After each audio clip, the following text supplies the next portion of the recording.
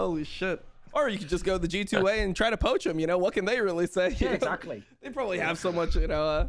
Actually, you know what? I'm cleaning shit up for Riot. You know, they're finally kind of paying me to do content on their channel now. So don't poach Nelson. Actually, pay Carlos.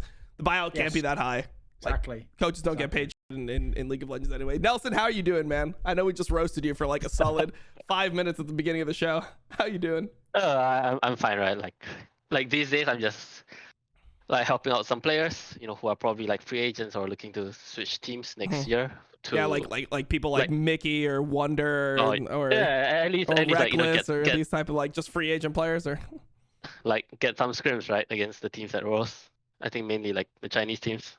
Oh. Yeah, by the way, Dom, that's how long it's been since we've done a show. In the entire time it took us to last do a show, a bunch of morons who pretend to be journalists have now confirmed what I told you all on the show like a month ago. So cool. Must have been a whole month, was it? I don't know, Thorn. I don't know if we can believe you. I mean, you just hate Reckless as a person. Yeah. So you know, it's just petty that a 37-year-old man has a beef with someone that doesn't even know he exists. Isn't that the narrative? Exactly. And the worst thing is, I just hate him irrationally. But then bizarrely, every year, more info comes out and more people don't want to work with him. But I guess I'm probably the one convincing him, you know. Like, at the end of the day, it was all the work I did talking to Capsy Yankos behind the scenes this year that made G2 not work, actually. Yeah. I mean, look, it's me all along, fans. You ruined Reckless's career just like you ruined Jats. Like, we all know that you're pulling the strings behind the scenes. It happens. I was even the one who told Forgiven to join Schalke, so no one knows the puppet master, the things I can do. And he also wrote that Forgiven's little letter to the community, his little Twitter post afterwards. that was ghost written by Thorn. He was like, you know, he tried to be humble. He was like, I should probably say I wasn't good enough, and you know, I had to make space. I was like, nah, say it was all their fault, and you're rejecting them, dude. That was the maddest angle on that, wasn't it? Like, he was sort of acting like they weren't good enough for him. Like, what? Holy fuck! This is bad PR. Please don't go with this. Like, too late at that point, wasn't it? Too late. So Nelson, I mean, you actually had some weird beef with him. What was that about, Dom? Like, why did you just like hard flame Forgiven when you were like you had 1,000 unban requests or whatever? No, I didn't flame him. No, he literally just randomly did 1,000 of my chat's unban requests without like any prompt. He hadn't spoken to him in over a year. He just went through all the people that had been banned in my chat and just looked at the, like, now on Twitch, when you get banned, you can send a message with your unban request being like, hey, I'm sorry, I won't act like this in chat, whatever. And he went through 1,000 of them randomly and just like, for no reason. Do you know him or something? Is he mates with you? We used to be friends back in the day, but I haven't spoke to him recently. Must just be really bold. What the fuck? Yeah. I mean, I guess he went through. So Nelson, let's get into the meat of things. I mean, you obviously spent time coaching at LEC for the first time. You didn't really get the full split. You came in about halfway through the split in person to actually came for like 2 weeks or 3 weeks, I guess. So why couldn't you fix the whole team in 2 weeks? That's the question. I think there were more issues, I think, between the players themselves, which I think no coach in the world could fix, I think, because it's not related. It's like nothing related like in game. Okay. A question along those lines, though, because there's another thing that, like, people, especially in League of Legends, where you only have these like few key points per year, the end of the split, MSI, the end of the other split, Worlds. You basically have 4 moments that you are judged your entire year on. So I always say, like, the worst thing to do is be the best team in the first half of a split, or win MSI but do badly at Worlds. Like, the way you remember is totally different. So my question would be this: fans always say in League, like, the sign of a good team or good players is they can just adapt to whatever happens, right? In this particular case, your team obviously was a very unusual one because in theory, all the players are really good. Now, obviously, some of them weren't in the server. So as a result, people would wonder, like, surely of all the teams that could fix any issue, that could get around 8th, it should be this team. I think it isn't really the case in a way that, at least for us, right? I think we had many issues, but sometimes, like, not everyone was on the same page, and then it would affect like the way we play the map or what we wanted to do in the game, or even like agree on the correct way or the way we want to play the game. I think that was like one of our main issues. What would you say about individually, like how people were performing? Because most people would look at the team and then see certain individuals who used to be the best player, undisputed in their roles, just feel like they were losing consistently. Did you feel like players were just not that good and compared to other players, or was the team environment so bad that everyone was kind of like dejected and not able to truly perform at the levels that they could normally perform at? I think like individually they all try to win on their own terms, right? Like they want to win their own way. But I think the main issue is like there's lack of trust between several of the key positions, and then this also affected us like in the way we draft or how we want to play on the map. And of course, right, like some players maybe they just didn't perform well on stage, because like I'm pretty sure like everyone's like flaming Wonder, but like in scrims, you know, it's like not the same. He just played worse on stage, and it just happened to be this year, right? Or Did at you least actually? not Oh, this. sorry. Yeah, or at least it just happened like in summer. Did you actually manage to, or was it even your goal to actually try and bring some element of how LPL teams play or LPL thinking to G2? Were you just coming at it as like, here's what's in this team and I'm going to work with that? Was there any logic that you were trying to do that? At least for me, or at least what I was told when I was brought in was like try to bring some new things in terms of play and to push the players and bring, or at least like be more honest in terms of feedback, you know, and not to sugarcoat everything, because that's what they lacked, especially after Perks left. And I think that's what I did, and I think I did it pretty well, because I mean, I think every single player talked about it in their interview and how good or how it helped them. And I think even on stage, at least near the end of the split, I think it was pretty obvious that team didn't know what we were trying to do, and we could just do anything we want on the map around objectives. Did you feel like there was an element of just like the pressure getting to players, like the fact that things went so poorly in spring, they ran it back in summer, and then suddenly you're in a situation where your backs are up against the wall, you're in a best of 5 versus Fnatic, and Fnatic looked relatively hot, winning like a bunch of 5-game series in a row. So do you think that just the stress of that affected the players? It could be like hope this doesn't happen again type thing. I mean, I don't really think it affected most of the players, maybe one or two, right? But I think main issue was that they just didn't get along, and then it's going to be very hard to work or at least compromise with each other, right? If you don't get along. Yeah.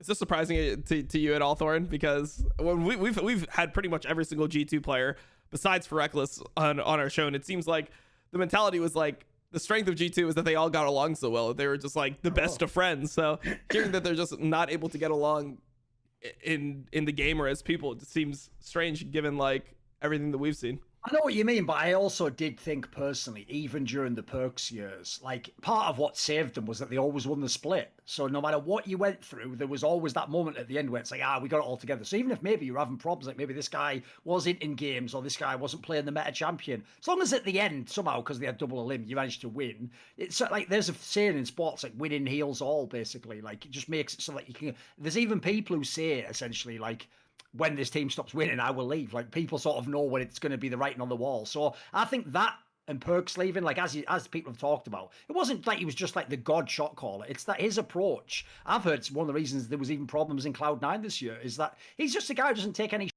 And he's like some like Michael Jordan figure where if you're around and like people aren't taking games seriously, then he'll call you out for it. So sometimes when someone does that in the team, everyone else can take for it. Like, well, I don't have to do that. I can be the nice guy or the guy who just answers, or I just agree. Yeah, I agree there. But it's different to be the guy who steps up and does that. So I got the vibe. I mean, Nelson can talk about it. I got the vibe there wasn't really anyone like that in this G2. And so I actually think the Reckless thing is even slightly a bit of a smoke screen. Like the idea he just joined and it ruined it. I don't think that was the case. I think they would have struggled no matter who they'd had in that position personally.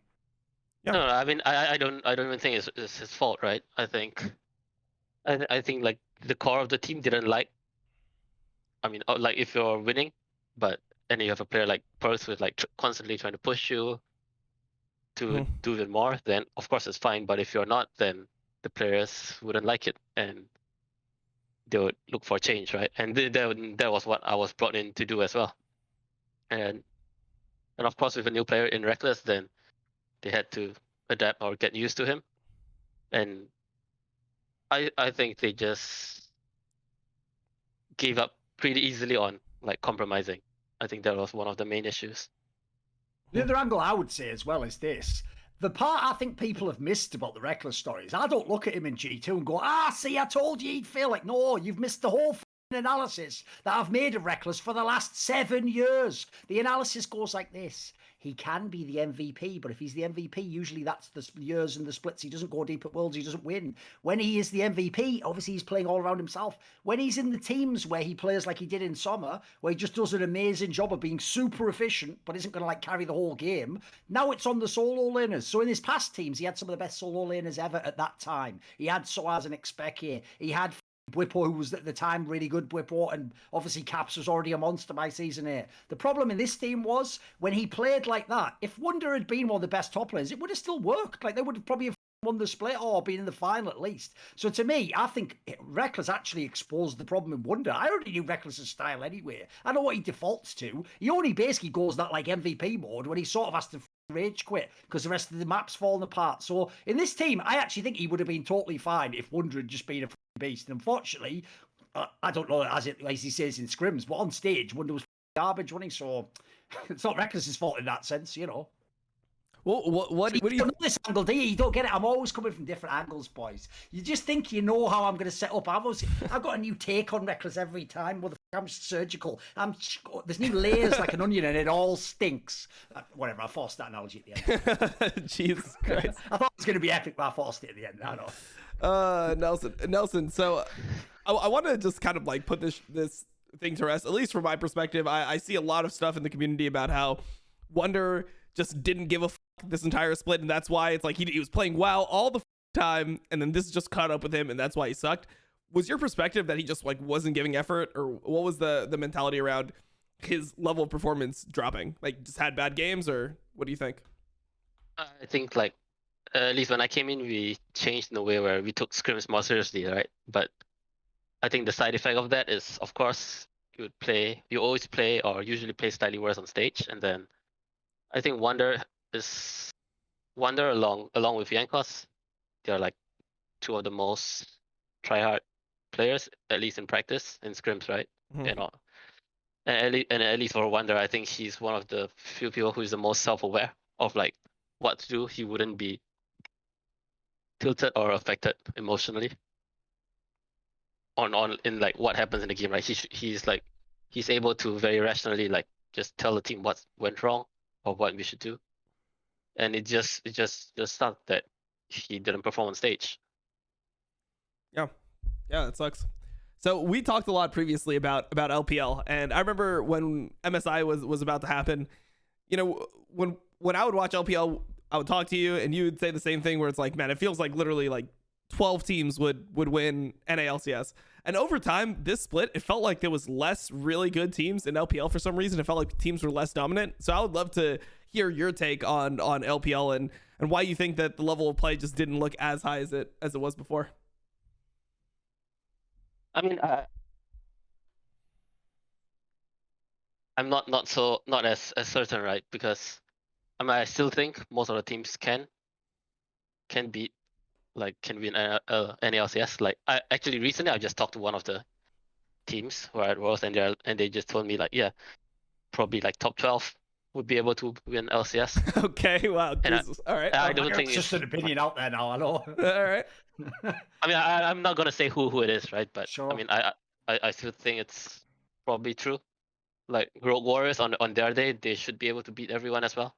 Oh God. Mate, Detonation Focus may look like they could win LCS. That might be too far. That might be a stretch. It's almost true. Thorn, there's no way a Japanese team would beat an LCS team. Like what the Oh yeah, it just happened a few months ago. It happened one time a few months ago. Hasn't happened since, you know. NA's just been sticking it to Japan. So I thought my joke was the best one, dude, because obviously everyone was hyping like, wow, a minor region team won the group. And I was like, yeah, well, it turns out they're a great sort of role model for all the other regions. All you need is, you know, practice, dedication, skill, team play, mentality, and 3 Koreans. You know, if you can just get all those things, you'll be fine in those minor regions. Like, give me a break. But I do actually think there's some merit to that. The fact that they are so close in proximity, their players can play on the Korean server. Yeah. Like you can get good quality practice. If you're performing in scrims, you could probably work your way up and start getting like bottom teams in LCK to scrim you. I don't actually feel like it's the worst situation possible. Like that should be an advantage. Yeah, I mean, I think most I of think they actually said that. I think they said the LGL teams sometimes scrim like the bottom LCK teams or whatever. yeah, I think they mostly scrim bottom LCK or Chinese academy teams, because most Chinese teams they just scrim amongst themselves because of the patch difference. Yeah. By the way, I don't know if you earlier on someone in Insight, Freeze basically just openly said that there are already 2 groups of teams at Worlds, and even though his team's like the LCS champion, they're in the lower group, which is the lower group is like all the Western teams, minor region teams, and then like, you know, a couple of the teams that you might get the odd scrim against one if you're lucky, or you get to play Gen G one time, you know. And he implied, he didn't say this overtly because he wasn't talking about the other group. The other group, it sounds like, is just all the top LCK and LPL teams, and they're only scrimming each other. Like, is that basically how it always tends to go, do you think? I mean, from what I heard, I talked to all the teams, right? And then they told me they did give everyone a chance, but after that, they basically narrowed it down to which good teams they want to scrim. What's up, man? They're trying to get good practice, like trying to win the tournament by playing against the good teams. I mean, this is just what happens in every little scrim ecosystem. This has been happening when I was a player. Like, you just end up only when I was on TL in season 5. There would be no reason for C9, TSM, CLG, us, which were the top 4 teams at the time, to scrim anyone else in the region besides for maybe Tip. Like, why are we going to waste our time scrim a terrible team more than like a couple times a week besides to feel good about ourselves? If the skill difference is that big, you just don't learn anything. You don't even get to practice because your laners are just too good. Like, if you put somebody who can't lane against Phoenix in season 5, you're going to get rolled over. I assume it's the same thing now. Like, you're telling me that you can show up and it'd be like, all right, Jensen, you've had a kind of bad year. Here, you're going to play against Doinb. Let's see how the 5-game set goes. Like, it's just not going to work out. So to me, it's not surprising. I don't even think there's anything wrong with it. Like, why should top LPL teams and LCK teams feel obligated to, like, out of charity scrim teams that shouldn't even make it out of group stage in order to try to win the world championship? Like, it doesn't make sense to me. Yeah, for sure, right? Like, I mean, like, recently I've been trying to get scrims for like some of the players who are not doing anything in the off season, and then I asked some of the Asian teams. They showed me their like schedule, like the teams they bought. I was like, oh, it was all like good scrims, and maybe we get to pick like 1 or 2 days, you know. And I think it's mainly just because they did it as like a favor, and also because like the players are not competing against them, which is why they agreed to like scrim against us. Nice. The thing is, if you wanted to be evil, I think the 8 top Asian teams are missing one trick, and this is what you do. You don't scrim these teams, because as you say, unless you like play them and they're like competitive, you're not going to spend 2 more weeks scrimming them. What I would do is this: I'd play them at the beginning, and the ones that I did don't make it through, well, obviously I might have to play like one of them in a group or something. It might happen at some point. What I would do is I would only offer them scrims a week before we play, and basically in my scrim, I would just never pick I would pick like the most basic champions, like animated stuff, or I would play like just off meta stuff, and I would just see what they do, and I would just waste their time. If I get something out, they get nothing from me, and then I'd just play them and smash them in the tournament. I mean, they might be doing that, Thorin. Truly evil. They probably will just like shit on them anyway. Some of that goes on. Like, probably some of that goes on, I'm sure. I think they're lucky. They're lucky that Worlds is in Europe, because if it was in China, you don't know who's playing on the other side, you know. Yes. Like maybe they just stomp you 2 games, and the other 3 games is their academy team. Yeah. Oh, that's for real as well, by the way. I've heard for sure that there was teams, I think if they're in the team house as well, you can't know. They could be on that guy's account. I've heard for sure they've done that as well, where they were like, look, this is garbage, this team we're playing, so we'll just let like the sob jungler play who doesn't even play in the LPL or whatever, and then he just still styles on you, and you're like, that was a really different jungle path. Like, yeah, no, he was basically just doing whatever he wanted, mate. I mean, look, all I'm saying is EDG Junjia, this guy has been smurfing on the server on EU West. I'm sure that this guy would be able to take off everyone's head in NA. Sure. I think this guy would really elevate the level. Yeah, he's like a solo queue god. And he's like 18 or 19 this year. Jesus Christ. Yeah. He's allowed to play games then? Cool. Don't say anything. Yeah. Don't say anything. Everyone's listening. Don't say anything. All I want to say is the Korean server is not affected by these rules. So. Oh, yeah, true. I hadn't thought of that. Oh, that's interesting detail. I hadn't thought of that. Okay. And there's another level of competition below the LDL, which is not affected by the rules as well. So. Okay. So there are workarounds. Yeah. I mean, that was what everyone was asking immediately, because you can't really stop kids from playing games. I mean, look, no, you can in China, you can, but like not really. Like, what happens if the kids, like, if your kid is extremely talented and the parents are on board with it and they're like, oh, this kid is like gonna become an LPL player and make millions of dollars one day, and the parent wants to put their ID down, like, what's gonna stop the kid from... of course, right? But if your parents don't allow, then if you still want to play it, you have to probably spend money. Yes. And obviously, as responsible members of the show, actually, just because Nelson's here, we would never recommend anyone circumvent whatever the government's controls are. And we would just recommend to follow those guidelines and be responsible. Jesus Christ. I'm not planning for going again, by the way. I just don't want Nelson to be okay. Yeah. It's one thing when you banter. We can't go that far, boys. We have to. He has to be available to come back for future episodes. Actually true. It's actually true stuff. Nelson, have you been hearing the same stuff I've been hearing? Because I mean, so we've heard LS talk about it. I've been hearing that NA teams have been getting absolutely shafted in scrims. Like, are you hearing the same thing, that NA teams are actually just getting destroyed by everyone, or what is the what's the word on the street with? I mean, it's not the exact like word for word, right? It's just basically like the European teams are. Of course, they're better. They are better at what they play compared to NA teams, especially like the junglers. I think many of them, they rate Vipo and who was it? Elioya pretty highly. Yeah, okay. Elioya pretty highly. Not inspired. Wait a minute. Are you actually implying that the Asian players are like, this Whippo guy who just rolls so he's pretty good at jungle? Santorin, the fuck? He's trash, man. Like, what? People rate Whippo high. In theory, he should be the least experienced of all the junglers. I think near the end of the split, he was like clearly like the best jungler. Okay. He was like on the tier on his own, right? Because I think firstly he just team fought better than anyone already since the beginning, and then I think like Elioya and Yankos was like on the next tier, you know. Oh really? Okay. Damn! So you've inspired like way down you don't there. Rate inspired then, yeah. Like Dom says, you don't rate inspired. People want. He's the MVP, wasn't he? Yeah, I mean he's the MVP, right? But MVP is voted by narrative. I think. All out. I think the LPL teams are not. Actually, that Spring Elf MVP was bullshit as well. But yeah, whatever. Keep going. Yeah. I mean, I think the LPL teams are not impressed by him because I mean they had SFM in 2015, so. To be fair, if you're an LPL jungler, Inspired just looks like a massive pussy. It's like, brother, you've got priority from every lane. Maybe do a gank. I mean, I don't have anything against him, right? And then I know him as well. I know him as well. It's just that I just feel he doesn't play with his laners well enough. I mean, if you watch the games which Rogue has against us, and then I remember there was a game when Reckless and Mickey got like actually most of the game they got smashed, and our lane was pushing out, and he didn't stay for the gank. He just base and then continued farming his camps, you know, where they could have won the game if he just stood in bot lane for like 10 more seconds. Do you feel like it this happened like both games? Do you think that this is a situation where Inspired is playing worse now after like the repeated failings of Rogue, or do you feel like he just always had this issue and no one really called it out? I mean, I didn't watch like in the past, right? But from what I saw this season I'm not sure why he's not playing with his laners, especially bot lane, which is like probably their best laner, best lane. And then I think they could have won many more games as well, with if they played towards bot.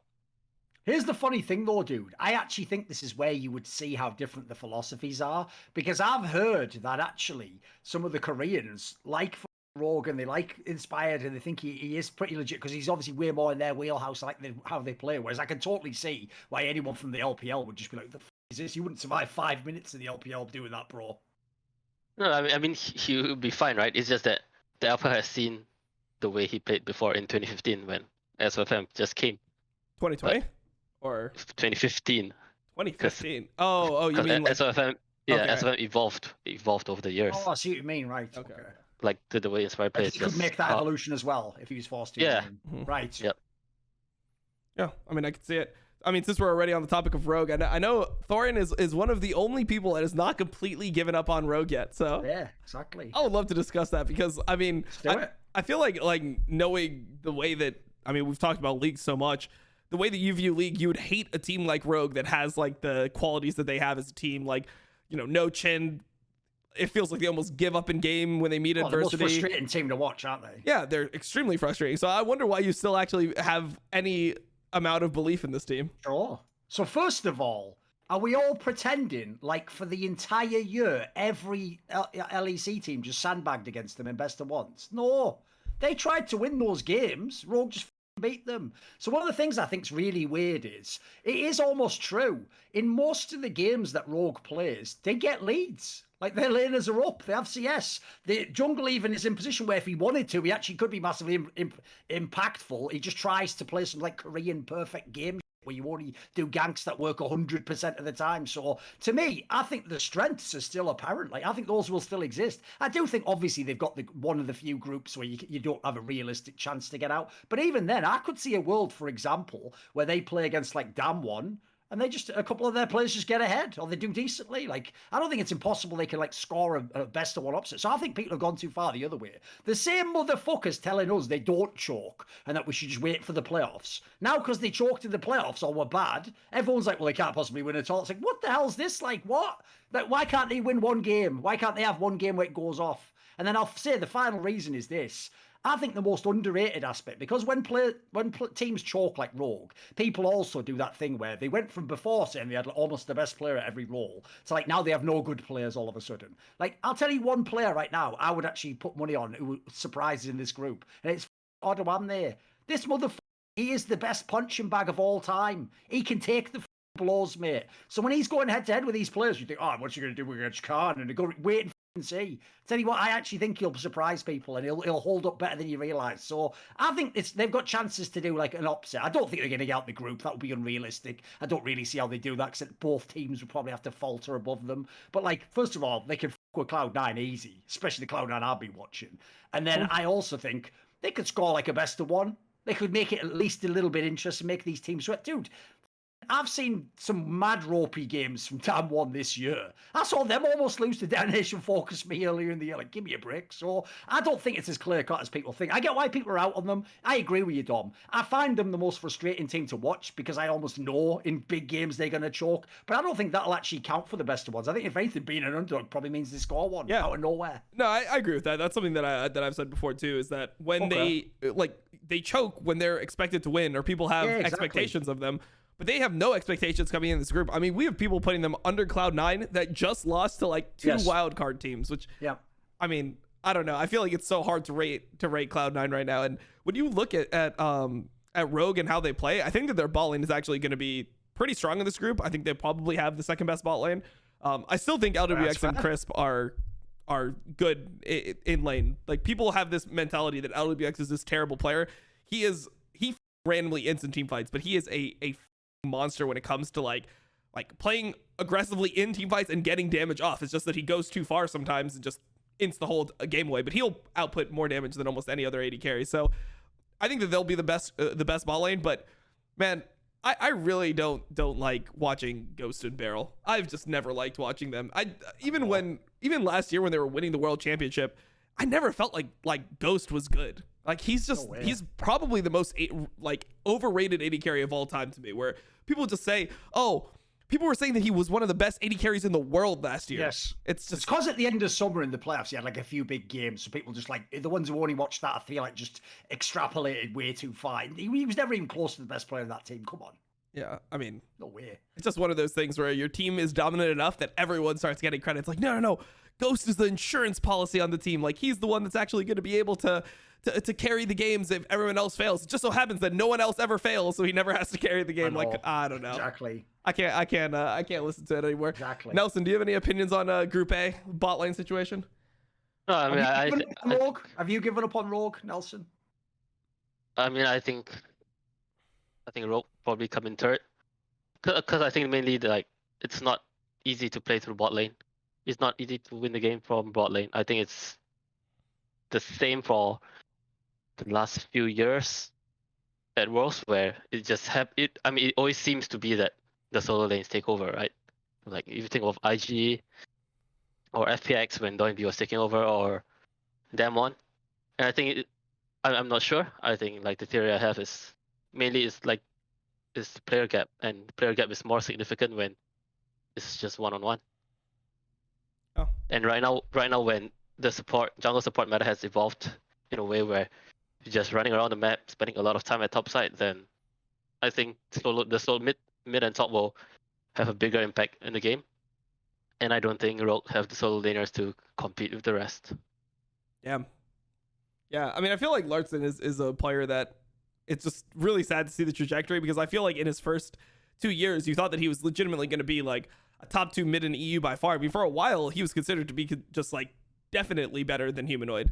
And now everything's pretty much turned, and he's considered to like have no potential. He's just a mage player. You know, he can play a little bit of Lucian every now and then when it becomes meta, but outside of that, he doesn't have the ability to really like play the entire mid lane pool that you need to actually carry one of these tournaments, or just like win an LEC title or something. So I feel like Larson is extremely frustrating to watch. I just think that, yeah, Rogue will probably come in third. I just feel like C9's bot lane is just not going to cut it, man. Like, it's pretty sad to see Sven in the form that he's been in. I hope that it's just a play-in thing, but it's tough. Yeah, I think actually yeah. Go on, tell us what we're going to say. Yeah, like actually, I think C9 could be third as well, because I think just based on the solo laners, I think C9 has better solo laners. I think bot lane doesn't matter at all. Okay. Because if you watch LPL, if your AD carry can get 20 CS at 10 minutes and you still can win the game, then I don't think that role matters, you know. And if you watch how LNG played, they still won every game. RNG as well when the games mattered, RNG they played to mid top and then they just won again. Just to provide you with the last little morsel of hope to make people start believing again, I'll give you one piece of good news, which is if you saw this year, I think it was on Someone Insight when I had Larson on, basically he was one of the players in Rogue that was the most like ostrich head in the sand, refusing to even consider that they might be chokers and they might have some problem in bigger. He's one of those people who just thought that, you know, you were going to go in the playoffs and all be fine and this time we'll make it and, you know, we should have won spring. So he had all that. Like built in all the mental defenses. I won't say what he said because I don't reveal like private convos, but put it this way, I actually do get the vibe though from talking to him that he's coming around on that. Like he's actually starting to, I think he's actually starting to understand there's a problem, Dom. And to me, that is the key, because it's the ones who take years and they never acknowledge it. They never improve in that sense. You know, they stay locked in the same shit, just hoping, I thought it was just a bad day. But like, if a player like that actually gets his head together and figures out how to sort of like play when things are going badly or you're losing lane or something, that's when I think the potential you were talking about before can become something. Because his problem now is he's a bit like limited. You kind of know how he's going to succeed, now he's not.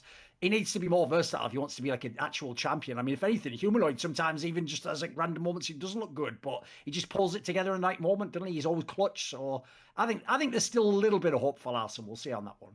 I mean, we're gonna get to see him, right? He signed his contract until I think 2023 or something, so he's gonna be around for a while. I don't know. I feel like there was something that you said before about them. I think I was watching one of your videos where you were talking about how a lot of players will like defend to the end of the earth that they were just a worse player, and they will never just say like, yeah, I actually choked her, because the implications of choking is like, oh, I'm a pussy or something, or I'm not enough of a man. And so they never want to actually admit that they choke. I feel like in Rogue's case, it's so brutally obvious that if you don't just accept that you're choking, it just feels like you're incredibly delusional. Like you don't even have an up, and you can't even be like talked to, because the problems were so apparent. You're losing 10k gold leads and shit like that, where, come on, I mean, how often are you going to actually lose a 10k gold lead in multiple games that matter, like in the playoffs? It just doesn't make sense. Put it this way, it's different if you're just like in an even game in a team fight and one guy doesn't or gets caught by a CC. That can happen to anyone, of course. But as you say, if you're like routinely losing 8 and 10k gold leads, or getting the better draft and then not even winning through the lanes you want to play, like something's going wrong there. Like something's fundamentally breaking down. Nelson, one thing I want to ask you along those lines was, I heard, and I had Dylan Falcott and someone in Insight earlier, he basically said right until the last weeks, Rogue was the best team if you played them in scrims. He said towards the end he thought they fell apart, and maybe that's why in playoffs they were like, what would you say to that? Because I've heard behind the scenes, actually, a lot of players also didn't buy that they were going to choke. They thought actually it was a legit team. I mean, I'm not sure, right? Because, I mean, I think you guys had IWillDominate on the show before. Anyways, and he talked about scrims with G2, right? So I think we were scrimming them a lot before our games against Matt, and we thought as well, right? Like Rogue was the best team. We went like 17-1, 2 games got cancelled, and then we all felt like, hey, we're gonna win LSD. But I don't really think they choke. I mean, maybe in spring, but not in summer. In summer, they're just bad. Hey, dude, did you hear what he implied there? He implied that they won 17 out of 18 games, and then that on top of that fucking, they thought, shit, well, if Rogue's the best, we're going to win LEC. And then they just went and got plowed by everyone else. Like, oh, shit, Rogue was terrible. We were getting sandbagged all. It was like the Immortals move. Basically, G2 was practicing like Hooney, Lucian top player. Like, this is this. This is it, boy. We figured it out. And then they tried to do it in the real game and just the same result as Immortals. Is that true, Nelson? Is that what was going on, mate? Yeah, I mean, I guess we were kind of the scrims were kind of sus, right? I mean, it's not kind of sus, but it played out, I think, correctly in the end. Where I don't think, I mean, Rogue didn't seem very strong as well in the playoffs, and we played against Mad and Fnatic. We had chances to win both, but ultimately, like, we're not good enough to win the games. Yeah. Or close out the games. I feel like that makes it even harder because there was a time where I had something similar as a player where there was a time before season 4 summer, and season 4 summer people remember us like losing to LMQ and like going fourth. But what people don't remember is that we were actually like we were almost 8th place. We were almost dead last and getting relegated that split. Like that is the trajectory that we had. We were losing consistently. I think we ended up pulling it back together and like we finished the split. You had a mad win streak, didn't you? Yeah, at the end we like games at the end. Yeah, we just won a bunch of games at the end, but it was really bad there. I think we started like 2-7 or 2-8, something terrible like that. And part of the reason it was so hard for us to recover is because we literally had 90% win rate in scrims against the best teams. So we're like, okay, we're better than all these teams. We get on stage, everyone's playing completely differently, and it just makes the losses so much harder to take. So did you feel any of that, Nelson, where G2 just wasn't able to actually like? I mean, it's not like get they play differently on stage, you know, because Rogue plays exactly the same way on stage and in almost the same way compared to stage and scrims. Just horrible. No, they just like they try not to int, play around jungle, stuff like that, right? Okay. But I think what just happened is like they were not a top 2 team, so and then we couldn't get as much out of practice compared to playing against Fnatic or Mad, which we probably were they a top 3 team? Didn't really play against in scrims before playoffs. Wait a minute, though. When you say those teams, though, was Fnatic actually a top team? Because obviously they had all those best of 5s. They could have lost every single one of those. Like, were they actually a top team when playoffs began? I think throughout the split, Fnatic was the team which gave us the most trouble, at least in practice. Okay. And they play similarly, you know, practice and on stage. So they were like even more snowbally in scrims. Okay. To me, they're the most LPL team in LEC, mate. Like, I love the way they play. They're just all in. Mm-hmm. Yeah, I mean, they're kind of like an LPL team, but I feel like the weird thing about Fnatic is how unstructured things are. It feels like they snowball better than almost any other team, but for some reason, they like cannot ever back off. Like when you listen to LPL voice comms, they actually have a decent amount of discipline in the comms. Like you keep on hearing people be like back off, or like, calm down. You hear this nonstop when you listen to LPL voice comms. I feel like there is no one that ever says that on the Fnatic team. They're just like, go. Yeah, I think they have like 3 main issues, right? Like one of them was just what you mentioned. Like they don't know when to stop or when to move backwards. I think second thing is probably you want to play to top side or learn how to play towards top side, so that it's easier for you to, you know, get Herald, snowball what you want. And of course, like the champion pool and mid lane. I think those are the 3 things, if they could fix during this bootcamp, I think they can go far actually. What's your take on Adam? But it's going to be hard. I mean, I think he has been like, you know, both overrated and underrated, you know, by different parts of the community. I think he's really good. He's really good early on, playing out the lane phase, the sequences and lane on the champions, which he knows how to play. Which are all the same champion, but yeah. Yeah, it's like a few champions, right? Like Renekton, Set, stuff like that. Yeah, that's the same champion.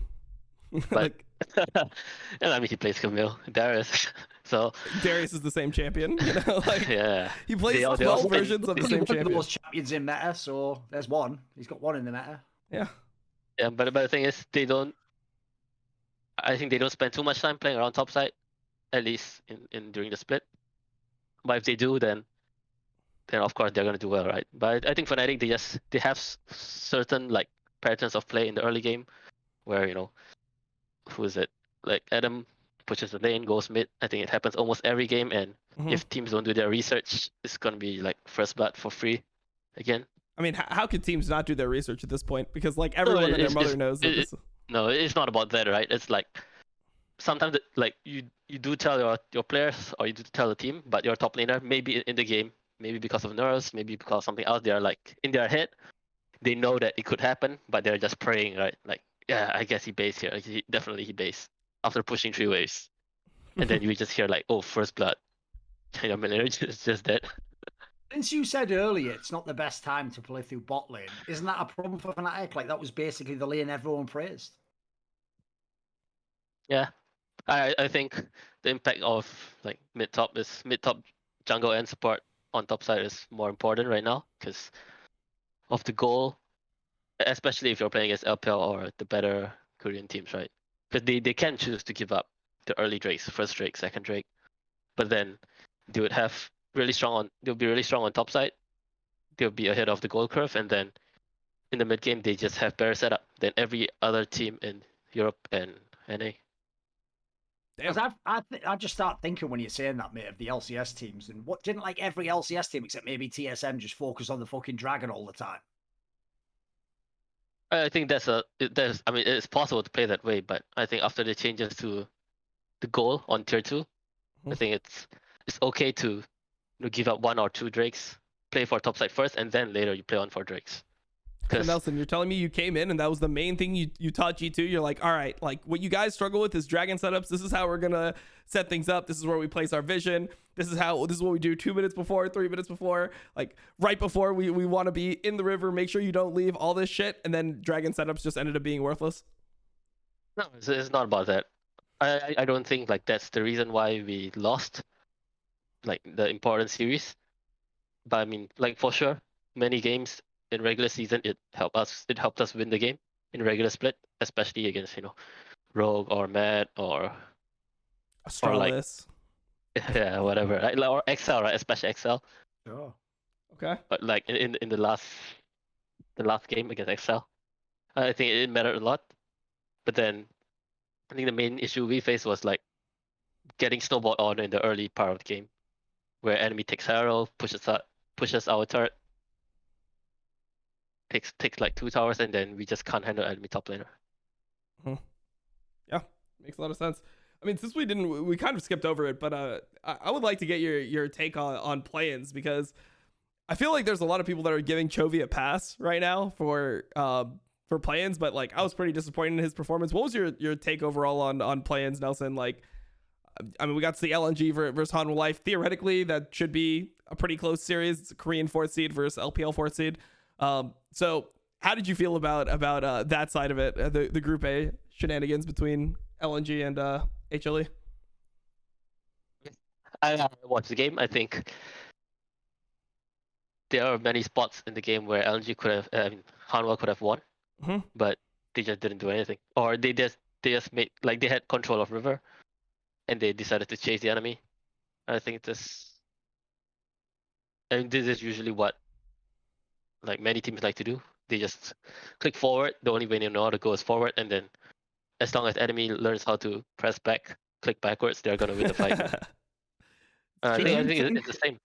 Did you also think, was Chovy overrated coming in? Because, the vibe was that coming in, he was going to be like Darth Vader at the end of Rogue One, mate, just bodying everyone all over the place. Like, whereas I thought, like, in lane, he got all his CS, but then what the fuck did he do in half those games? And by the way, that Tryndamere game was shit.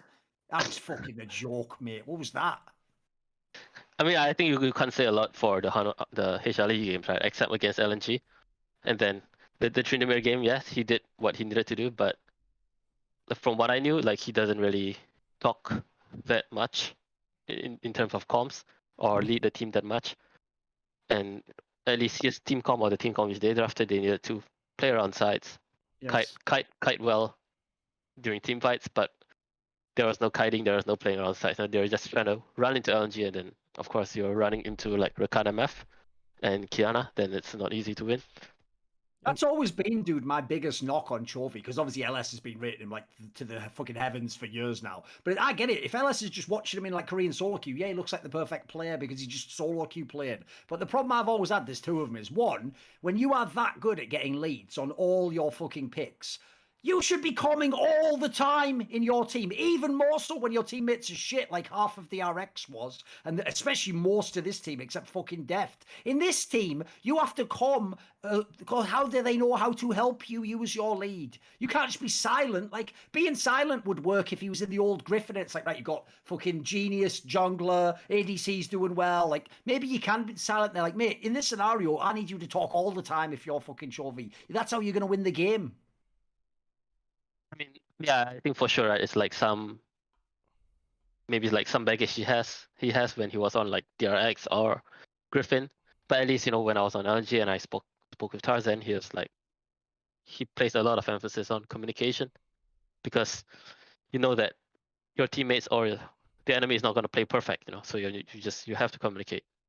Sure. Yeah, I mean, and there's some things that you just need to communicate in games. Like when you're watching LG voice comms, like, your screen is limited. If you're in a team fight, not everything is going to be on one screen. So you need people that are on different parts of the fight to be able to like calm what is happening in the other side so that people can adjust accordingly. Like if you just see one thing I watch in LG's games, if you just see Ale on Jax go in 1v3 and you're a support, you don't know what's happening. You don't know if he's actually winning the 1v3, if he's going to die instantly, if you need to help him, like if he's going to get a kill, how much HP they have, if they're flashing, any of that. So I feel like it's weird to just see HLE play, because it feels like they don't calm anything. Like I watch their early games, and you'll see, I mentioned this a bunch of times, but you just see like the way that their jungler and support work together, and it's like they literally are not talking at all. You'll see one person have one idea of how to play something, either it be a dive, a gank, anything, and the CC's timed weird.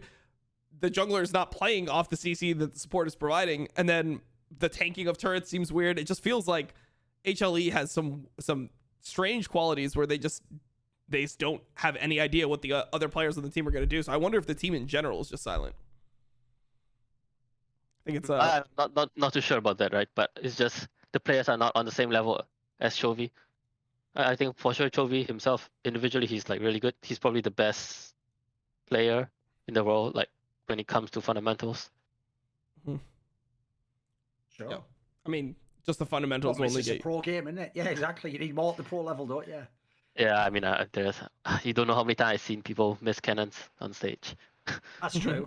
There's definitely some stupid. No, the problem I always say is people overrate skill in every esports game. I always say this: in a perfect world, if I could choose between having the best team play, like amazing tactics, skill, I would never pick skill as the one I'd have. I want just enough skill to execute all of that. And I would have like the best team play and some good tactics. That's usually how you win worlds or something, mate. You don't do it by just having superstar players. Like that ain't enough. IG's showing you that. If skill did it, IG would be like the reigning champions for like 4 years or something.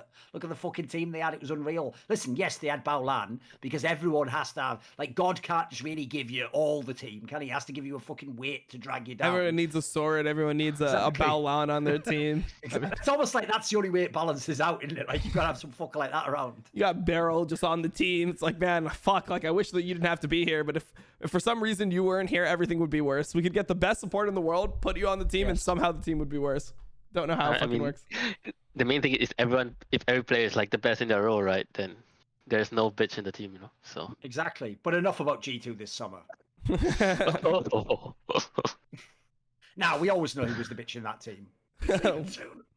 Oh my god! All right, there we go. There we go. So Nelson, how did you feel when you saw Cloud9 lose to the Japanese team? I mean, it didn't really feel that surprising. You just didn't care. Right, nice.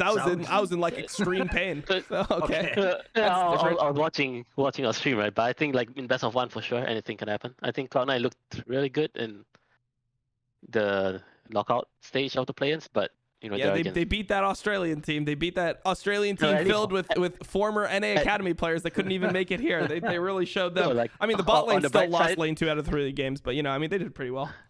On the bright side, they didn't lose this time around to get knocked out. So okay, there you go. Sure. That's by the way the Warrior as well that I can't handle it.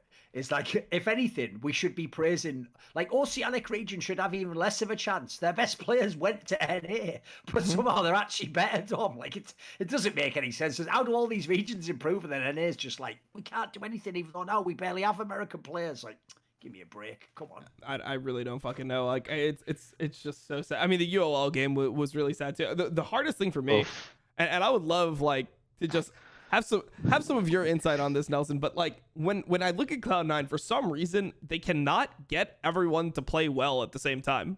Somebody always has to be absolutely himself at every single point. There's a designated inter. There's always one inter, and it switches. It's literally a different player. Yes. It was Vulcan in the DFM series. It was Sven in this P series, or I guess the DFM game. It was Sven in the P series. It was Perks in most of summer. Blabber at MSI as well. He had a good one. Yeah, exactly. I mean, Blabber at MSI, Fudge in the Locket tournament. Why do you think that it is that Cloud9 always has somebody just absolutely running it down?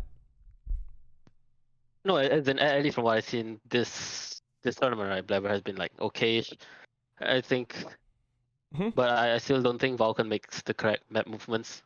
And it showed during MSI, and it will probably show again at Worlds, where he doesn't roam correctly to help his different lanes. Yeah, I mean, like I feel like between MSI and now, I think he's the only one who did not make a significant like improvement, right? Because like even for Sven, like getting kicked by Lee Sin, I mean, these are things which I can't blame. Like if it can be fixed by like pressing a button, then it's different, right? Yeah, but what if you just never press the button? Like that's true. He just doesn't flash. The tournament is not over yet, so he will press the button. Okay. Yeah, he'll press the button. I've got a quick sidebar topic I want to bring up, right? Because I feel like this is one of those ones where Reddit just pounces way too hard, and they think they know like something about pro player that they don't. So obviously, when I was referencing the Perks Tryndamere game, there was the part where basically he got killed by the Tryndamere ult because the other guy just fucking did it, right? And he looked stupid because he just died, and he could basically have done it himself and killed the other guy, right? In that scenario, though, I think people were doing that thing where they just think of when they play at like gold level, that if they did that, what an idiot they'd be. And this is what I feel like they're missing, Dom, is that if you are players, because I've now seen this happen to Caps' whole career, now obviously everyone's looking for every mistake Perks makes. I feel like the mistake that a Western fan in NA especially is making goes like this. They think like, even I wouldn't die with flash up if I was on mid lane. It's like, no, you moron, it's the other way around. You would use your flash every time, and you would waste it half the time. Like, you'd do one where you'd use your flash, but you'd die, and then you could have had flash for the next laning section. Here's the part that you don't get. People like Caps and Perks, in theory, try to play on the very edge of the game. He's trying to save that ult and think, if I don't even have to use it, I'm just going to get away with it. Oh, I'm going to press it. Last second, right on the no health, is when I'm going to press it and I'm going to use it. Same as Caps famously will sometimes just save flash, even when he could actually get out of a gank, just to see if he can sidestep somebody. He can get out for free and save his flash. Because what these guys actually get, this is what a fan's going to miss, is if you can actually play on the very edge and you can do it like people like Caps have done, you can go head to head with anyone in the world. If you just do like in NA and you just do the flash every time and you never think ahead, you will never beat the best Asian players. Now, that might be a reach on the Tryndamere, he probably did one up, but you get the general premise I'm trying to make. It's not as simple as a fan thinks, like, even I wouldn't make that mistake. You wouldn't even be in the game in that sense, mate. You'd never have a chance. Yeah, I mean, well, I think it's mainly just it is mainly just thinking ahead, like what's gonna happen later, right? Because if let's say you're gonna get solo killed or you're gonna get ganked, and you flash and you still die anyways, then of course the game is over. But yes, as from what I know, like especially from Caps, probably Perks as well, is they'll just take the death, they take the L, they don't flash, they don't use any important cooldowns, and the next time they kill you, they're gonna get like even further hit. Because even if you manage to flash, dodge the gank, your wave is gonna get pushed in. You're still gonna be behind. But if you die, you just walk back, and to the next skirmish, the next fight, you have more abilities to use. And if you can win that, then it matters more. Because the leads you have, or the situations you have, the advantageous situations which you create later in the game will always give you more compared to like super early game. Yeah, I mean, in the Tryndamere situation, he's literally just trying to press ult last second because the other guy has a Tryndamere ult, so he wants to make sure that the other guy's forced to ult first, then he ults afterwards, so then he'll be invulnerable once the Sylas ult is up, then he can just kill the Sylas. But I mean, it's so minor, and it could have been catastrophic if the enemy team got Baron, but dude, if you've played Tryndamere, everyone has done this, bro. You watch fucking how bad that was, didn't they? They made it look like it was the biggest idiot ever. Come on, man. Yeah, everyone can mistime that, right? Yeah. It's normal.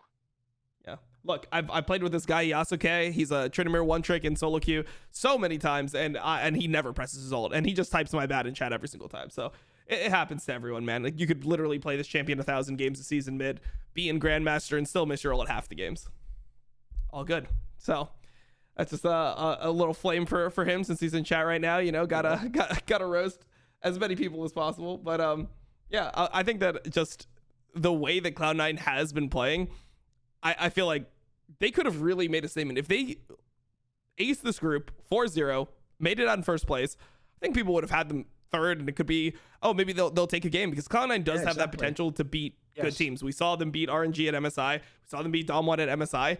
If you get one of those games, like, you could at least get a tiebreaker to lose to disappoint everyone, instead of, you know, going out like 0-6. But now it just feels like they're going to lose every single game. Now, so let's move on to Group B. So you think Flaudra is just going to shit on everyone in this group? Well, what's your mentality? I mean, do you watch LPL finals? Yeah. You see what he did to Nagri? Yep. Listen, I'm not going to lie. I would actually say Flandre is the best top player in this group. That's also because the top players are ass in this group. But yeah, aside from that, it probably is. He probably is the best top player there. Oh. Look how bad the top players are in this fucking group, first of all. I mean, I think Kanna's fine. Mate, that three Korean top. I agree, he's fine. But if you think of the legacy of Korean top laners, Tom. Exactly. Mate, it's the wrong Kanna that y'all are all fucking on if you think this guy's a monster. He's just an okay player, and if he has the meta, he can do well. He's not that great overall. The Detonation Focus Me guy's okay, but he's obviously just a Japanese player. Like, he's not some fucking sick player. And then it goes without saying, Sunday used to be really good. Not in 2021, though, you know. Nope. Not in 2021. Yeah, I think that the Evi guy is just pretty much an Urgot one trick. That's my take, is like, you just ban Urgot against him every game, and then he'll probably be the worst top laner in the group by far. Yeah. So, yeah, I mean, I think that Kanna is actually decent. I think he's probably maybe he's just the second best Korean top. Let me give you the contrast, Dom. You watch LPL all the time. If Kanna was in LPL, where would he be ranked out of top laners? I mean, it's probably around like 8th or 9th immediately, right? That seems reasonable. Yeah. What do you think? What do you think, Nelson? I'm making though, like, dude, that, like you say, he might be second or third best in LCK. I mean, that's a thought exercise. I didn't watch all of LCK, right? I didn't watch all of it either, but I watched all of playoffs, and I watched more T1. Well, I watched Dom1 and T1 more than pretty much any other team in LCK. I mean, I don't think Kanna is bad, but when I say that he's better than Breathe, no. When I say he's better than Bin, no. When I say he's better than Zoom, like, even though Zoom didn't have the best year ever, I would say Zoom's better. Obviously, Flandre is better. Obviously, Ale is better. Obviously, Nuggery is better. So I feel like this is the issue you run into with a player like Kanna. Exactly. At least for me, I'll always rate Flandre highly, because I mean, he's doing what Ale, Nuggery is doing, and also carrying the team in terms of comps. Because without him, you have seen the team. Without him, it's not that good. Yeah. That's OP. We can't argue with that, Dom, because we don't understand fucking Chinese, so he wins. He just goes, in the comments. Listen, if you could understand it, great. It's amazing, all the shit he said. Oh, sorry, do you not understand Mandarin? I think they released voice comms. They released like voice comms of the finals. Translation? With English, yeah. I think so. Yeah, they do English every time. Look then. Okay, that's cool. They released the voice comm of spring finals, and then Flandre was like commenting everything. I was like, he was telling bot lane, like, hey, you have a gap in vision here. Be careful of getting cheesed, of getting ganked. And he's telling that to mid lane as well. And then he got ganked. And he just comes for everyone, but he just sometimes forgets about his own lane. You know what the saddest thing is, Thorin? EDG, they release probably the most English-speaking content, or like content for English-speaking fans, out of like any of the teams, besides for maybe FPX. And they have like a YouTube channel. They have 133 videos.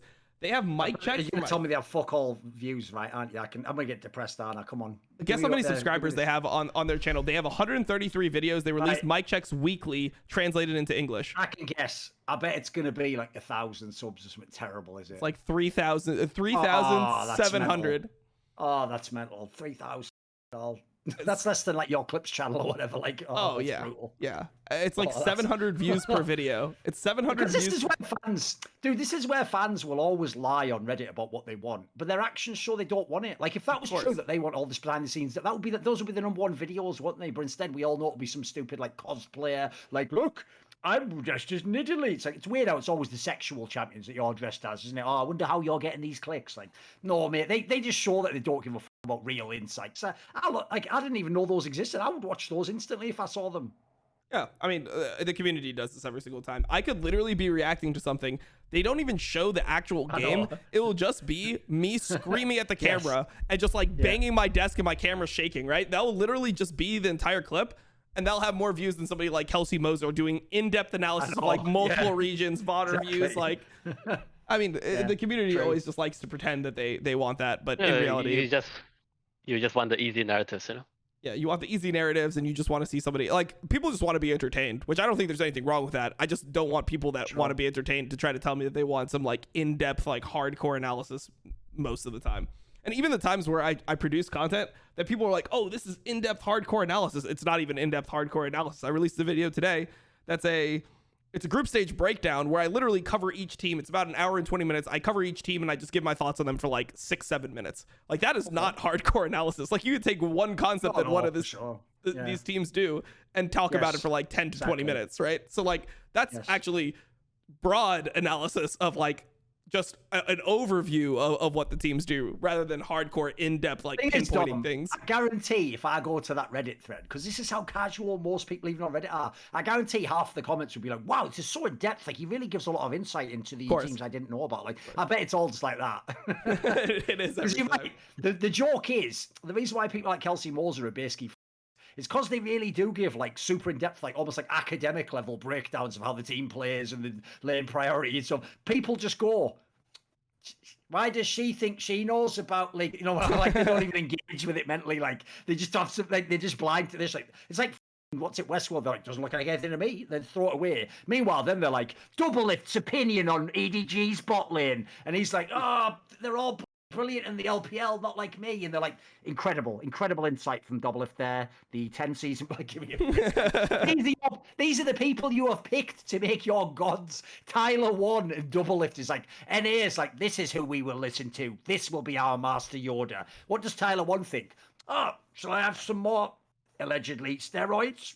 Why not? Like, whatever. I don't give a... You have to remember, Riot can't ban me, Dom. I'm not in League of Legends. I can say whatever the fuck I want. So nice. I'll just tank the ban instead. You know, like I always keep forgetting that's true. You will be like the casualties of war, unfortunately. Yeah, I mean, look, I'm used to it at this point. This will be number 3. You know, next time I get banned, I even told myself this. Next time I get banned from anything by Riot, I am literally just quitting what I'm doing for like a year. I'm just gonna ride the ban out, just directly contentless. I will just stop producing everything. You just won't see me for the time, because I'm not gonna sit here and like stress over it and be like seeing the effects that it has on my viewership and like deal with this whole like, you know, the black cloud where everyone's coming, what happened? How'd you get banned? Like I'm not dealing with this shit for a third time, a third year. No, we're not doing any of this. Like it will be a break. You'll see me, you know, at the end of the ban once it expires. That's how it's going. Okay, you can just go to Tencent and only do FL. Okay. Oh, by the way, that's one thing I'm looking forward to, is the day when basically they figure out it's actually a net positive financially for him to be in the game. And then Riot's like, right, ban Dom. And then some guy from Tencent goes, like, puts his hand on their shoulder, like, not so fast. And then they're like, oh, sorry, Mr. Tencent. I mean, unban Dom. It's like, exactly, motherfucker. It's like that meme when that guy in the Gillette commercial or whatever was like, don't step out, bro, to talk to that. Everyone like edits. So that'll be the 10 with Dom coming in with Riot. Right, here's the question I have for both of you. So Dom, I haven't watched that video. Obviously, you only just put it out today or whatever. It's like I'm talking about all the teams. But I want to get your take on this. Right, I got the vibe, especially from earlier episodes we did, that like you thought, like, even though they didn't win Summer, FPX is technically the best team in the world. Like they should win, or they would win Worlds. I know a lot of people, their other take is that actually it's like RNG maybe have, like, if stylistically it plays to top, maybe they can still be really good.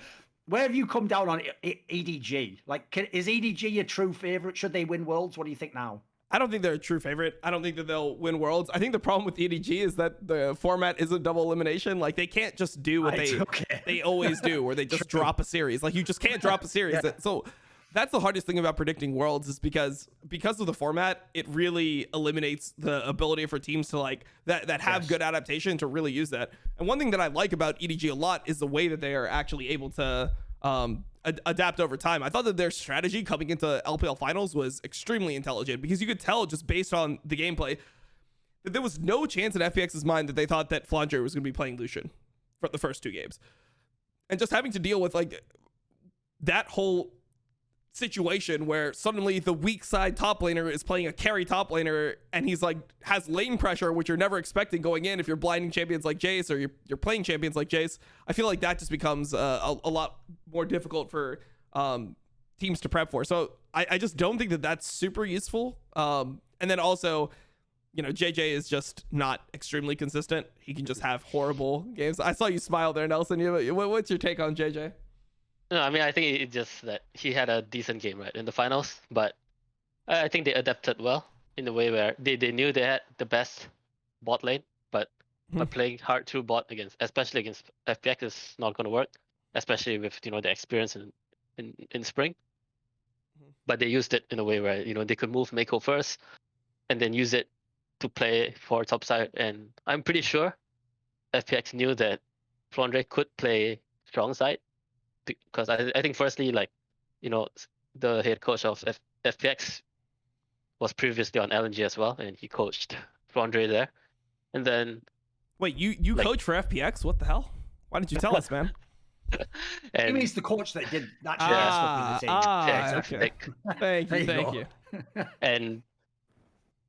And like Flandre's like his nickname in China's Lucian, like he's the Lucian main one trick, you know. Wait, what? Everyone calls him like this. Yeah, that's his name. Okay. His nickname in China.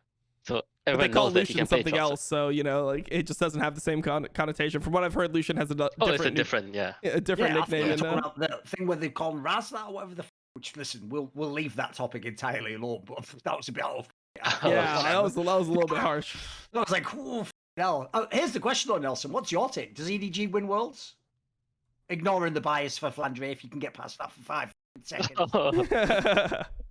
I think they can, because they have the most rounded, what's it called? The most rounded team in terms of like all of the 3 laners are elite in their role, except the jungler, right? But all the 3 laners they can, and if they play towards 2, they can like carry the games. I think FPX might not be able to if the meta shifts. Like, let's say the meta shifts towards bot side, or playing like only mages mid lane, like Zoe. If Zoe Syndra is suddenly broken at Worlds, then FPX wouldn't be able to play it. And of course RNG, right? Like you have Crying as well, who is not exactly the best in terms of laning. Yeah, I mean, I just feel like Doonby will always have a counter to whatever becomes meta. Like I'm never worried about him as a player not being able to pick up the meta champions, because I feel like he never needs to pick up the meta champions. Like it'll be something where everyone just wants to play Zoe every game, and then you just see a million games of like Doonby Galio where he's like or he'll just do what he did before, where he just plays Kled into Syndra and somehow he's 50-50s that lane every single time, even though the champion should not be able to get through the lane at all. So who knows? I have full confidence in Doonby. I definitely have concerns though about Crying. Like I think there are loads of good mid laners in this tournament. This guy can get exposed like a. Yeah, I think that the advantage which he has is probably him and Doinby. They have the most experience playing with Twisted Fate, which is also like it's a pick which is not seen that much in the play-ins, but I know that a lot of teams are playing it at least in practice. Yeah. And then once it becomes that meta, there's all like the other picks that follow it. Like Ryze obviously becomes really good, but then Galio becomes really good as well. Silas, and I feel like this is where like Doonby will be just completely fine because the playmaking mids will come back. So I actually don't feel just play Kassadin again. Yeah, just play Kassadin again. Why not? And yeah, so here's something that I wanted to ask you about. For Group D, how do you feel about Mad Lions and Best of Ones? Because they're a team that I actually put first in my pick'ems, but the more that I thought about it, I actually feel like they're just going to drop Best of Ones randomly because they've been a bad Best of One team for pretty much the entire year. Do you think the Mad Lions actually has gotten good enough that their issues in Best of Ones aren't really still there, or do you think that the team will actually have some issues? I think like on something inside just now or something, like Laura said that Mad Lions was getting like destroyed in practice, right? But I think they are not the same team in practice and on stage. And as far from what I know, I know that the Asian teams have been beating them, but all the teams they really respect, like Mad Lions and the jungler, because they think they are pretty good. Okay. And I think in best of ones, like for sure they can get first in in the group. I think like top 2 should be, I think LNG and Matt. That's what I think too, but I just have this sinking feel. I've been saying it everywhere. Maybe it's just me trying to cope and trying to curse Gen G, but I've just kept on putting Gen G as getting out of this group because I feel like they just always just disappoint me and make it out of like the group stage or get into the playoffs in LCK. And just I hate watching this team play, but I just know I have this sinking feeling I'm gonna have to watch Gen G play best of 5 at Worlds. Here's the problem with Gen G, mate, is that if you look at their players, I understand why people like LS overrate them. Like, you look at their players and you're like, actually, in theory, if all these players were in their prime, this would be a pretty fucking good team. Like, this should be a top squad. They're never that good, by the way. So they always sort of get a bit overrated. And then, like you say, they're not going to win LCK. They're not going to do much at Worlds. They're not going to win Worlds, that's for sure. So as a result, they get overrated. But then I think as a result, people then do the rogue thing and go, well, they're total trash then. It's like, mate, they've still got some good players. And if anything, the thing always people can criticize about Gen G is they're the most fucking boring Korean team. They just play the same way all the time. I'll tell you what, that's really good for best of ones against mixed opposition. Just play consistently, do the same fucking lanes with the same picks. That's actually a pretty good way to get 3 or 4 wins in a best of 1 group. Like, I feel like that's my thing, Dom. I don't know who it is out of LNG and Mad that's going to fuck up, but I feel like there's a world where Gen G just gets out like second and they're in the playoffs where, yes, they will lose to almost anyone, realistically. Yeah, I mean, for sure. I think in the draft, if teams decide to match them, like they want to play bot side and the enemy team matches them, then of course they always have a good chance to win, because I think Ruler and Life, they are still like one of the best in the world. But I think for the other players, I think their peak or their prime was like 5 years ago, you know. 5 years ago, Jesus. 5 years might be a bit too much, maybe a couple of years. But put it I mean, Clint was pretty good in 2019 Worlds, man. He was a monster, yeah. I think that like BDD is pretty overrated, hence my most infamous argument with fucking LS, who for some mad reason just took up for BDD. But like, of all the timing as well, Nelson, he's just walking into like an Azir meta. Like, this guy, it's like it's fucking tailor-made for him to be okay. From what I know right now, it's like there's like a lot of flexes mid and top, especially a lot of melee laners, and like Aurelia has to be Aurelia, Yasuo, or whatever, right? Aatrox mid, there's a lot of it in Bracken scrims as well. I think, yeah, for sure, in best of 1, if the drafts line up, they can win for sure, because I think by far they have one of the strongest bot AD carries in the world. Yeah. But even I mean, they can make it through, but even if they do, then I don't think they'll do anything in the knockout stage. All right, well, I mean, the last thing we haven't talked about yet in this group is the one that Thorn has also defended, because he just wants to defend the absolute hardest teams to defend possible. In Rogue and TL. So let's just hear how TL actually has a chance in this group. Honestly, I think that look, I'll set you up, and I'll say this. Even though I do have TL 4th, I think this group has the best worst team and the worst best team. Put it this way, here's the thing. Even if TL's 4th, I don't think anyone goes 0-6 in this group. No team goes 0-6. Everyone can win at least 1 game. So, like, here's the thing I have about TL. So let's start off like this. We were doing roll for roll in the other ones, right? Look at the top laners in this group. I'll give it to Ale. He's pretty good from LNG. I missed something. Is Armot some sort of god in top lane? Is Rascal a really good top lane? Is he? Dude, Alfari can beat these guys in lane. I'm telling you right now. That's not even like Copium or something. Like, I've seen Alfari play in Europe and in North America. The guy's just really good in lane. Always is. And then you look what champions are coming in the meta. What the f***? It's all the shit he loves to play. Like, these are carry champions. So I think top lane already, they've got a chance. And they will. And I would agree with you. They are the worst team in theory in the group. They've already got one role that they're pretty good at. Then listen, I do think unfortunately Santorum will probably get bombed by everyone metaphorically in the game. I mean, that's a problem right there. I even think though, you look at the rest of the team, like Core JJ can't have an impact in this group. There's some fucking whack players here. Like, what, LNG supports some sort of god, is he? No, he isn't. That's probably their weakest position. Like, I don't know, mate. I think I'm not saying I'm not setting them up to get out the group. Of course not. I'm just saying this is another example where you cannot, especially because of the group, you can't just wipe them out completely. Like, Nelson, you think TL goes 0-6 in this group? I mean, I think they can go like 1-5, 2-4. I mean, for sure, right? They have like probably the second best top laner in this group. But the main thing is like firstly to survive until until like Alfari manages to get like the 2 towers at top, and then and then everything out of lane, because I think that's their biggest issue, which is not laning, it's like out of lane, especially for mid and top lane. And Yes. then like what you mentioned earlier about like supports, I don't think, I mean, at least from what I've seen in scrims, there's a mix of mage supports and like tank supports. I'm not sure what is gonna appear on stage, but I think if it's a support where mages are used, so like Nami, Soraka, Seraphine, That's I don't. Iwandi written all over it. Yeah, that is like, I think that is the only way. Like that, there's the only chance where LG can like even win worlds, because I think they Okay. have the best mage support in the world. But but that's also his flaw. Yeah. Yes, of course. Yeah. The one other angle I'll say is this, and this is the other reason why TL has like not a chance, but it's not impossible. The other thing about this group is people are using the logic we used to use in like season 5, dudes, where it's like the top team, especially the Asian team, should always just like win every game, and then everyone else has no chance. Like, dude, this group right here has all sorts of crazy, like A beats C beats D, wins a game off. You know what I mean? Like there's a world where like LNG beats Gen G, but then Gen G beats Mad Lions, but then Mad Lions wins a game off LNG, and then Team Liquid beats Mad Lions. Like that can happen in this group. I think this group's a really dangerous group for everyone. Yeah, definitely. For sure, right? And also I think like a lot of things, a lot of matchups you can't really say outright, because I think it hinges a lot on draft. I think draft is like super important, and it's almost impossible to guess like who's gonna win, right? Of course, based like on paper, for sure, like probably LNG is the strongest or GNG is the strongest, but I think it just depends on the draft. And then I think depends for some players or some teams, I think it's just luck, like what your coach wants to draft on that day.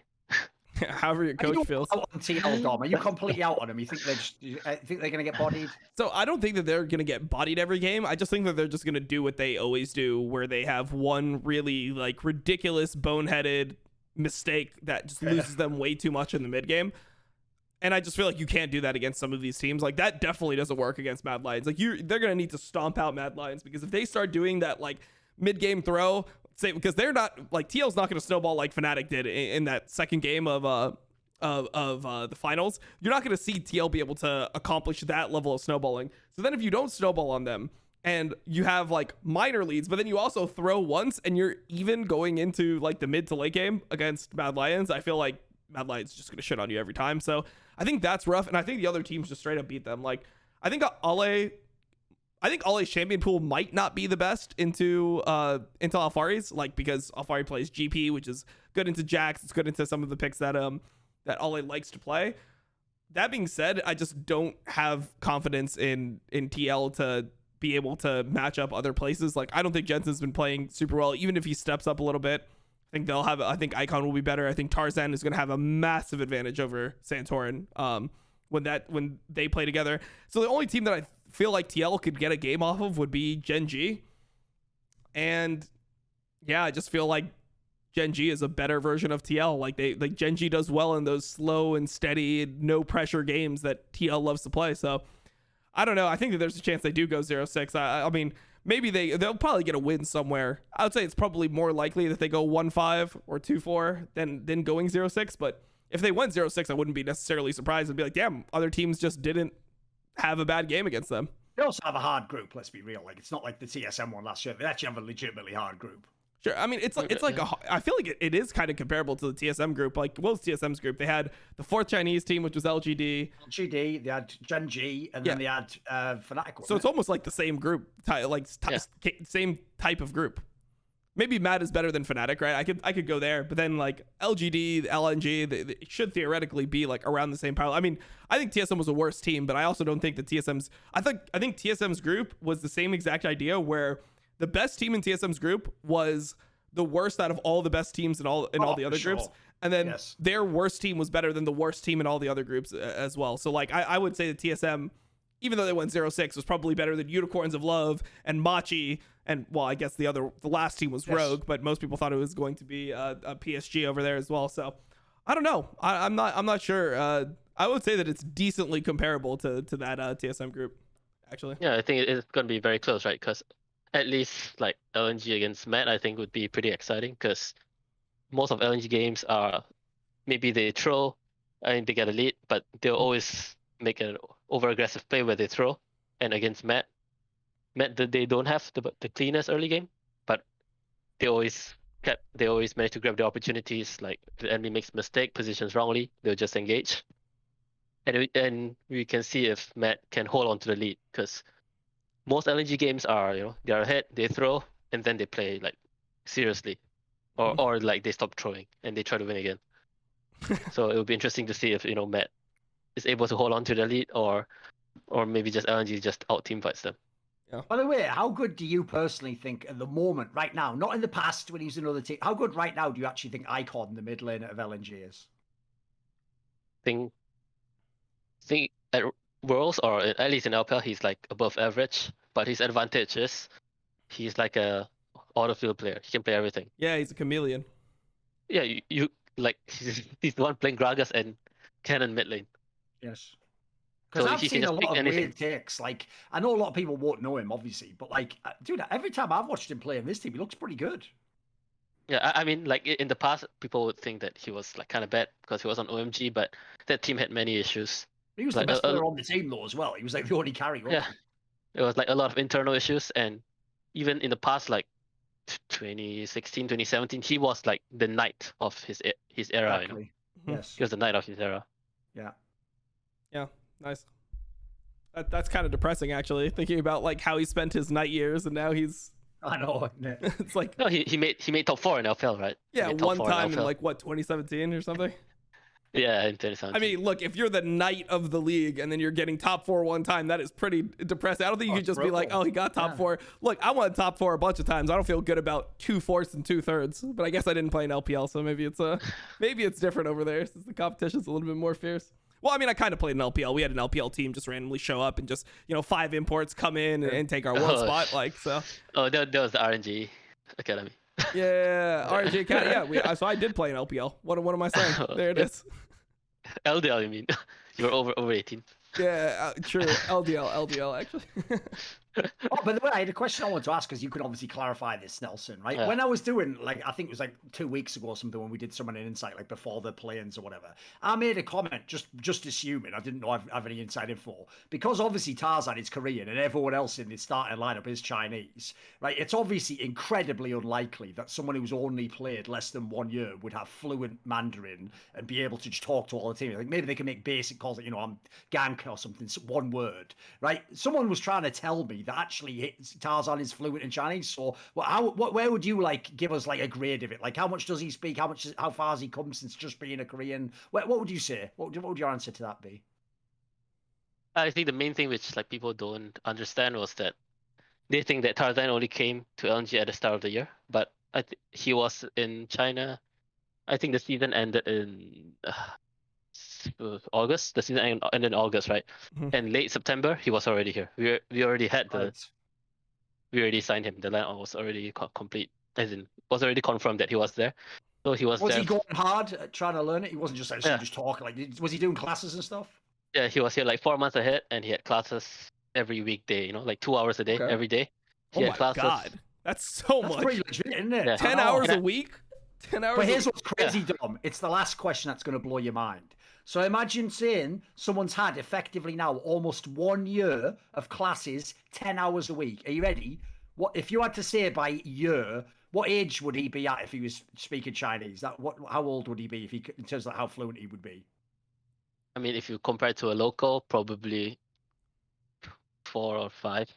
A 4-year-old child, Dom, and he's been going hard for 1 year. Well, I don't think he was doing 10 hours during. But you know what I mean? Yeah.